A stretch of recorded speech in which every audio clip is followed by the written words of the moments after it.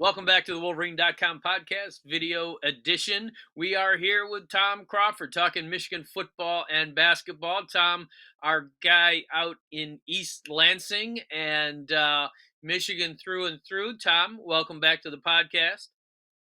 It's great to be back. It's great to be a Michigan Wolverine, whatever regard anybody is. If they're a fan, they're alumni, a former player. It's just great to be maize and blue. I'm super excited about the coming football season in the fall, and I'm still excited about basketball. So how's that for being positive?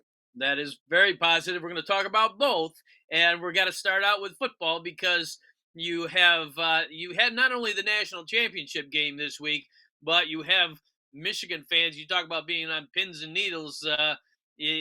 Michigan fans are exactly that until they hear officially, okay, Jim Harbaugh is going to be back and is going to lead this team to what they would hope would be another Big Ten championship.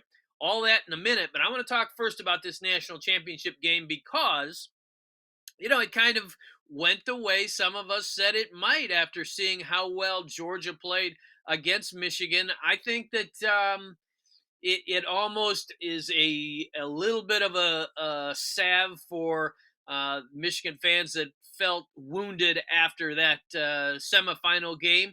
Georgia's just pretty darn good. Yeah, Georgia's really good, and so is Alabama. And, I'm watching this game, and I hate to get caught up in the SEC fantasy and feeding that beast, but the speed at linebacker is uncanny in both of those programs. And their linebacker. I mean, it's just their DNs are like running backs. I mean, running backs are getting chased down by linebackers. It truly is amazing, and I think that's a glaring disparity of where Michigan and even Ohio State, Michigan State, you got to get to that level. You have to have elite speed on defense in order to take it up a notch to compete with Georgia and obviously Alabama. And this was not a vintage Alabama team, and yet they were in the title game. So that stood out to me more than anything, JB. Yeah, to me, that's two semi-pro teams playing. It Oh just is yeah. because they are so good and they are able to procure players. I mean, ESPN pointed out the differences in the rosters, the differences in the 5 stars and the high 4 stars, and all of that. And that takes me to another headline, and that is the fact that we got Texas A&M putting together the number one recruiting class by having their boosters pony up the $30 million. Now, Texas A&M didn't engineer this. This is outside the program, but they're setting up. Okay, well, if you come here, here's what the NIL template would look like, and so it, it's not directly purchasing players, but it is setting up to let these kids know what's going to be there if they decide to come to Texas A&M. I don't see that happening at Michigan. I don't see it being allowed to happen at Michigan, but I know that there needs to be an organized effort in NIL to bring Michigan in position to compete with at least some of these other top schools.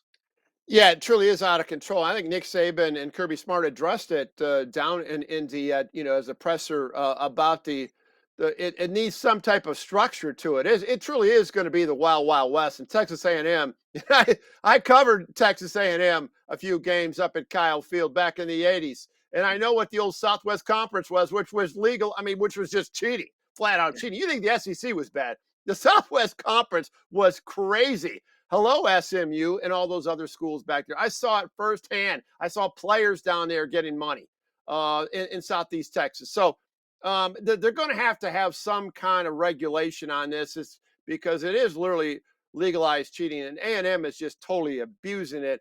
But Michigan's going to have to be at least more open-minded to it, to a more expansive NIL program. Yes, structure it, but you're going to have to bring it, or otherwise you're not going to even ever going to get back to the CFP, because it's just going to be going to the highest bidder when you get the high level players. And we saw what 5 stars do. We saw what 17 5 stars do for Georgia, 11 5 stars do for Alabama. Michigan has 2 5 stars. Right, and the programs that were paying players anyway, uh, Right. th- they can just very seamlessly move that over. Okay, now it's above board. It's Oh, it's on yeah. the table. Absolutely. And programs like Michigan have a ways to catch up, and they have to learn how to put together, as you said, an above board program that shows that that NIL money can be available to the best and really across the roster people who are coming in. So it's there's more there that needs to be formulated on Michigan's end. I know that there are a lot of boosters, well-heeled individuals there that are ready. Now it's just okay. How can we organize? What can we do? What's going to fly here? Well, it goes so much well beyond. I'm talking about back in the '80s when cheating was just traditional. Seniors in high school getting to come to your college. Now you have the transfer portal, and you're getting the transfer portal is you're using the NIL, the wink wink, all this money. You can come if you come to our school, you can get this. We have a huge dealership, a statewide dealership, and you can be a spokesperson, and you're going to get such and such money. All of a sudden, they'll leave their mid-major or whatever school, it could be a Power Five, to go to a better deal. I tell you what, college football at the FBS level, that's the top 130 schools. Your personnel people are going to be some of your most important people on the staff.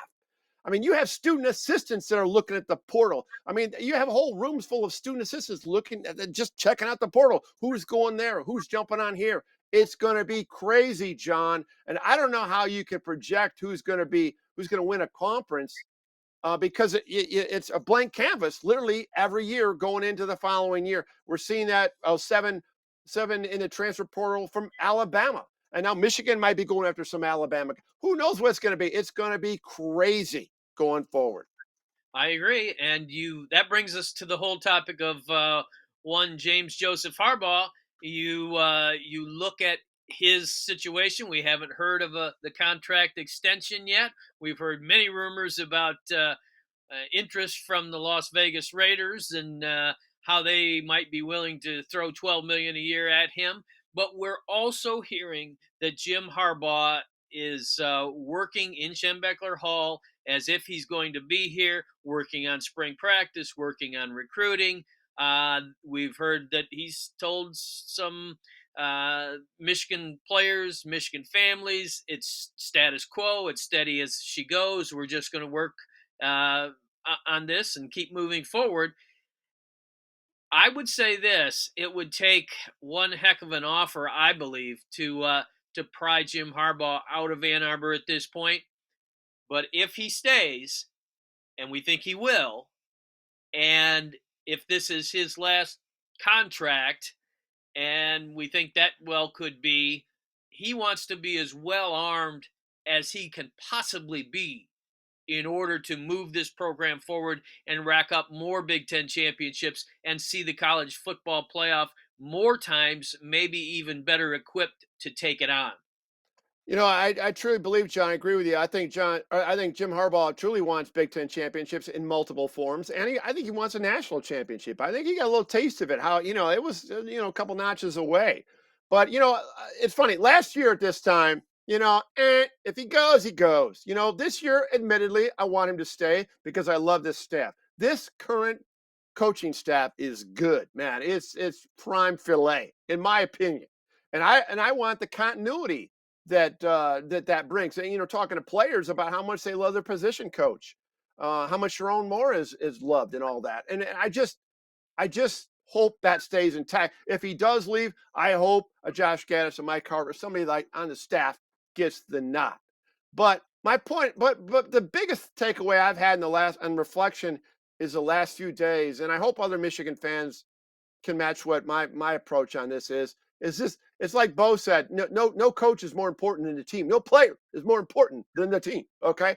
And this program that's the core with me. This goes back to the 60s with Mel Anthony and Bob Timberlake and Jim Detweiler and going up to Barry Pearson and Billy Taylor, touchdown Billy Taylor, and on in the 70s when I was in school. The program, it's Michigan, it's the block M, it's the winged helmet.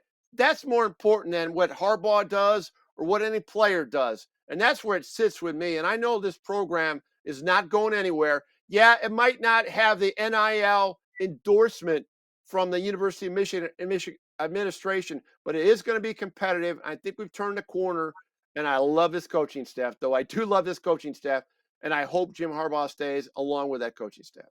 Well, and that's a big part of it, the continuity. I mean, you make a great point. Jim Harbaugh, it would be great to have Jim Harbaugh stay, but one of the best things about him staying would be the retention and continuity of this staff, which I think we agree is the best that Jim Harbaugh has put out there this year. You'd love to see Mike McDonald with several years of putting together Michigan defenses after he got his feet wet and did very well. Not that it was perfect, not that he hasn't doesn't have things to learn, especially with regard to tempo offenses and different things like that. But I'm telling you, this has the potential for great success. We've talked about Mike Hart and Steve Klinkscale and these other guys to keep this staff intact. And you've lost your defensive line coach to USC, and you're going to have one or two of those every year. Mhm. Yeah. But keep the heart of this staff together, the way these players felt about them, the way they learned together how to win in the Big Ten, I think is very valuable going forward in 2022. Yeah, no, I agree with you on that, and there's big recruiting weekends coming up. That starts this week. I mean, the dead period's done. Harbaugh supposedly is going to hit the road. These next few weekends are big junior days for a lot of schools. A lot of competition. You got the portal going on. You got a lot going on. You got to lock into what you're going to do as a university. Jim Harbaugh really he's under contract at 2025. In reality, he shouldn't really have to say anything. He's under contract. He could play that card. I mean, it's That's like, but we're expecting him since he's always buzzed on the NFL Network and everybody else talking about, oh, he's on the list, he's talking with this and talking with that. That everybody feels like he should voice something. He really doesn't have to. And you know what? I mean, I love what he did last year, John. He agreed with that. More of an incentive driven contract, and he gave them when he earned the money back, he gave it back to to the families. I mean, Jim Harbaugh's thumbs up for me right now. And I was not bullish on Jim Harbaugh a year ago, but I'm just yeah, going to be, everything he had changes. the I think company. he changed and the program's changed for the better. No doubt about it.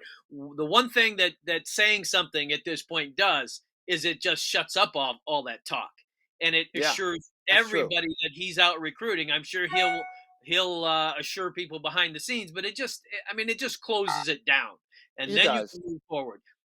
So it would be good to hear that sooner rather than later. But he is. You make a great point. He's under contract. He's going about it behind the scenes as if nothing has changed, and he's the coach here, and he is. So we'll see how that goes. We'll keep a really close eye on it. Of course, now we are talking also basketball.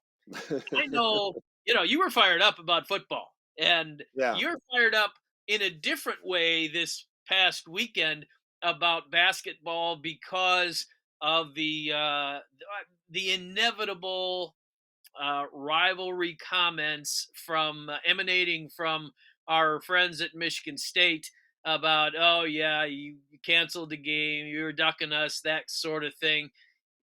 Tell me your deep feelings about the Spartans and that sort of talk. Well, they piss me off. I mean, as they often do. I mean, that's just the way it is. I mean, it's a bad rivalry, and it's going to get worse. It's going to get heated in football and basketball. It's good for business though. It really is for the Wolverine.com and all the other platforms. But yeah, well, so Saturday morning, I did an airport run real early in the morning. I come back at 6:30 in the morning, and my phone's filling up with all these, with pictures of ducks, all this, dog in Michigan for duck in Michigan State. My God, they had 14 scholarship kids. Okay, 9 of them tested positive. So what's the subjectivity of dodging this? I don't understand. So Michigan State, and this was their own admit, they went down there and they got in a hotel room and they worked out at Chrysler. That's their own choice. I mean, I don't know if they always do that, but I just don't understand this ducking thing. Yeah, and see, you got to understand something, John.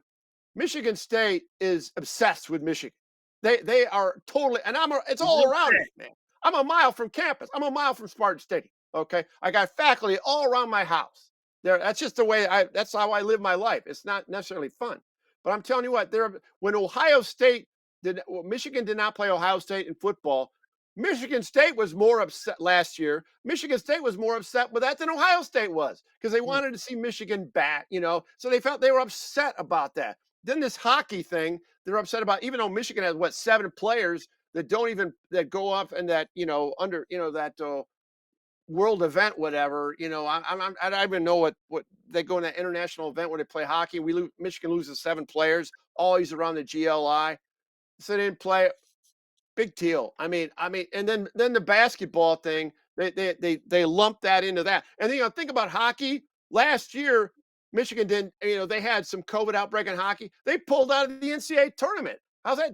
And how can they say you're dodging somebody? You're pulling yourself out of the tournament, for God's sakes.